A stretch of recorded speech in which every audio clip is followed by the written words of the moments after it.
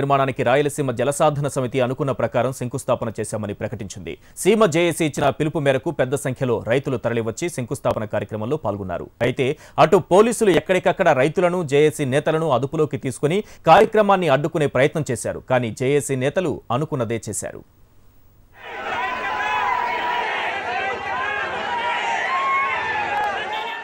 కృష్ణానదిపై Srisailam project back river వాటర్తో సిద్ధేశ్వరం ఆలయం వద్ద అలుగు నిర్మాణాన్ని చేపట్టాలనే డిమాండు బలంగా వినపడుతోంది. ఇందుకోసం రాయలసీమ జేఏసీ అలుగు శంకుస్థాపన కార్యక్రమాన్ని చేపట్టింది. ప్రభుత్వం అనుమతి ఇవ్వకపోయిన జేఏసీ పిలుపుతో పెద్ద ఎత్తున రైతులు ఈ కార్యక్రమంలో పాల్గొన్నారు. ప్రభుత్వం అలుగు నిర్మాణాన్ని చేపట్టుకుంటే తామే చందాలు వేసుకుని రైతులతో కలిసి ప్రాజెక్టును పూర్తి చేస్తామని జేఏసీ నేతలు ప్రకటించారు. బోర్లు 30 అడుగులు నీళ్ళు వేస్తే వాళ్ళకి నీళ్ళు వస్తాయి. వాళ్ళకి 10 టీఎంసీలు కావాలంటారు. ఇక్కడ అనంతపురం జిల్లా, కడప, కర్నూలు, చిత్తూరులలో 1000 అడుగులు 100 అడుగుల్లో పోయినా నీళ్లు రాని పరిస్థితుల్లో మనం నీళ్ళు ఆడ నుంచి తీసుకుపోవాలా? మన గుండెకాయ పోతిరెడ్డిపాడు ఆడుంది. ఆ పోతిరెడ్డిపాడుకి నీళ్లు నిలబడాలంటే సిద్ధేశ్వరం దగ్గర అలుగు. ఇది ఈ రోజు కాదు, 1954 సంవత్సరంలో ఆ రోజులోనే ఈ ప్లాన్ ఉన్నది. ఈ నీళ్లు తీసుకొచ్చి పెన్నాకు అనుసంధానం చేసి నీళ్లు లక్షల ఎకరాలు మనకు రావాల్సిన నీళ్లు. సిద్ధేశ్వరానికి చేరుకునే మార్గాల్లో 144 సెక్షన్ పోలీసులు అమల్లో పెట్టారు. సిద్ధేశ్వరం వెళ్లే రోడ్డు మార్గాల్లో పోలీసులు గట్టి బందోబస్తును ఏర్పాటు చేసి రైతులను జేఏసీ నేతలను అడ్డుకునే ప్రయత్నం చేశారు.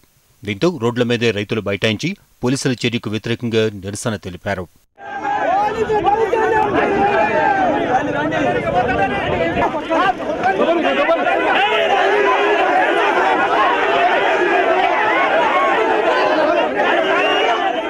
రాయలసీమ జలసాధన కమిటీ నేతలను గృహ నిర్బంధం చేశారు. మరోవైపు జిల్లా నలుమూలల నుంచి సిద్ధేశ్వరం తరలివచ్చే రైతులను, రైతు సంఘ నేతలను అడ్డుకుని అదుపులోకి తీసుకున్నారు. వేలాదిగా రైతులు సిద్ధేశ్వరానికి చేరుకోవడంతో పోలీసులు వారిని అక్కడి నుంచి తరలించే ప్రయత్నం చేశారు. రాయలసీమకు వ్యతిరేకంగా ప్రభుత్వం చేస్తున్న కార్యక్రమాల వల్ల రాయలసీమ చావు బతుకుల్లో ఉంది. 75 రోజుల నుండి చాలా శాంతియుతంగా జరుగుతున్న ఈ సిద్ధేశ్వర సాధన యాత్రను ప్రభుత్వం ఏమాత్రం లెక్క పెట్టుకోలేదు. ప్రభుత్వం దీన్ని ఒక డెమోక్రటిక్గా కాకుండా ప్రజల యొక్క గొంతును నొక్కేసేయడానికి అని చెప్పి 144 సెక్షన్ పెట్టి ప్రజలంతా భయభ్రాంతులు చేస్తున్నారు.